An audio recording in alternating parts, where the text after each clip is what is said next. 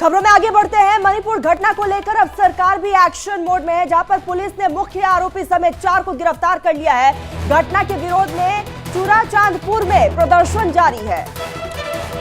देखिए, सड़कों से लेकर सदन तक संग्राम ही संग्राम देखने को मिल रहा है। मणिपुर के अन्य आरोपियों को लेकर छापेमारी जारी है। फिलहाल 4 लोगों की गिरफ्तारी इस मामले में हो चुकी है, लेकिन अभी भी उन लोगों से बातचीत करके तमाम चीजों को की जांच पड़ताल करके जो बाकी के आरोपी हैं इसमें उनकी तलाश लगातार जारी है। लेकिन इस पूरे मामले को इन 4 तस्वीरों के माध्यम से समझिए कि किस तरह से वहां पर हंगामा देखने को मिल रहा है। सड़कों पर कोहराम मचा हुआ है। बिटिया के साथ जिस तरह की बर्बरता देखी गई, उसके बाद लगातार लोगों में आक्रोश है और उसी के बाद से ही प्रदर्शन भी देखा जा रहा है। सियासत भी लगातार इस मामले में अब गरमाती हुई दिखाई दे रही है। सिर्फ लोग ही नहीं, लेकिन जो तमाम लोग हैं उनकी तरफ से राजनीति भी देखने को मिल रही है। मणिपुर से ये जानकारी।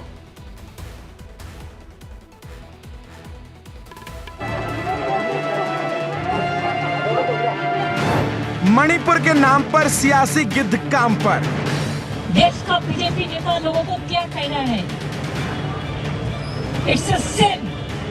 सड़क पर कोहराम, संसद में महासंग्राम।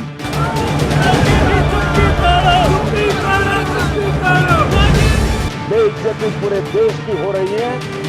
140 करोड़ देशवासियों को शर्मसार होना पड़ा है। गुनहगार जिंदगी, कब तक कड़ी निंदा। जो हुआ मणिपुर में वो तो शर्मनाक है, दुर्भाग्यपूर्ण है। पूरी सख्त कार्रवाई हो रही है।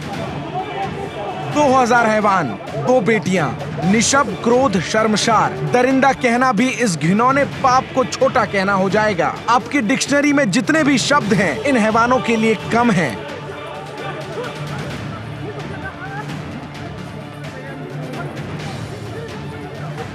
दो बेटियां चीखती रही, रहम की भीख मांगती रहीं, लेकिन इन बुजदिलों और भेड़ियों की भीड़ ने देश के माथे पर कलंक का टीका लगा दिया। ये दिल को झकझोर देने वाला दृश्य इन कायरों का सबसे बड़ा सबूत है। इस भीड़ में 1 से गिनती शुरू नहीं की जा सकती, इसलिए 100, 200, 300, 400 और 500 तक की भी गिनती कम पड़ जाएगी।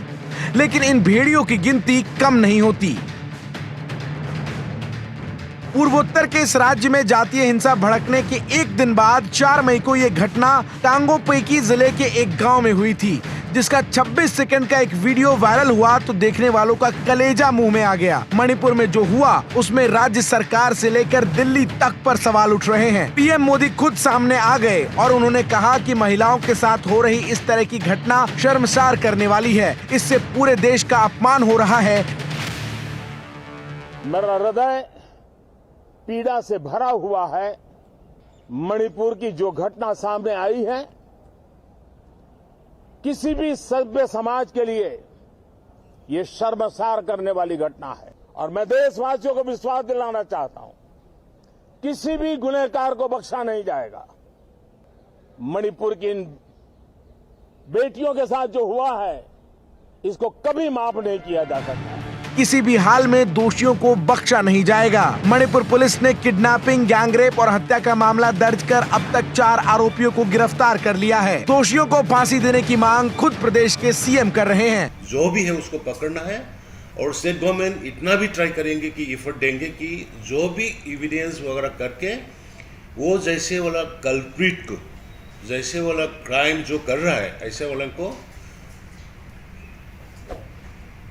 सजा, जैसे मौत का सजा दी। लेकिन सवाल मुख्यमंत्री साहब पर भी है। आखिर कैसे इतना सब कुछ हो गया और सरकार सोती रही? क्या मुख्यमंत्री एन बीरेन्द्र सिंह को इस घिनौनी घटना की कोई जानकारी नहीं थी? और अगर ऐसा है तो फिर जिस पद पर वो मौजूद हैं, क्या वो वाकई इसके लायक हैं? फिलहाल मणिपुर पर सियासत जोरों पर है। केंद्र से लेकर राज्य तक इस घटना से झुलसी हुई है।